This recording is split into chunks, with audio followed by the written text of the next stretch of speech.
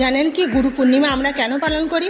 গুরু শব্দের অর্থ আমাদের প্রথমেই জানা দরকার। গু শব্দের অর্থ হলো অন্ধকার বা অজ্ঞতা, রু শব্দের অর্থ হলো অন্ধকারকে দূরীভূত করা। আজকের দিনে মহর্ষি ব্যাসদেব আমাদের অন্ধকার দূর করার জন্য মহাভারত গ্রন্থ লিখে শেষ করেছিলেন, তাই ওনাকে আজকের দিনে গুরু মানা হয়। প্রত্যেক বছর আষাঢ় মাসে পূর্ণিমাকে গুরু পূর্ণিমা বলা হয়। আমি হনুমানজি এবং সূর্যদেবের যে গুরু নেওয়ার পদ্ধতি সেটা আপনাদের কাছে শ্রবণ করাচ্ছি। মাতা ও পিতা দুজনের কথা মতোই সূর্যদেবের কাছে গেলেন গুরু দীক্ষা নেওয়ার জন্য হনুমানজি। সূর্যদেব বলেন, আমি কি তোমাকে জ্ঞান দান করবো? আমি তো একটুকুনি সময়ের জন্য রথ থেকে নামতে পারবো না, তাই কি করে তোমাকে জ্ঞান দেবো? হনুমানজি বললেন, আপনার গতি না কমিয়ে আমাকে জ্ঞান দিন, আপনার সাথে পথ চলতে চলতে আমি শিক্ষা গ্রহণ করে নেব।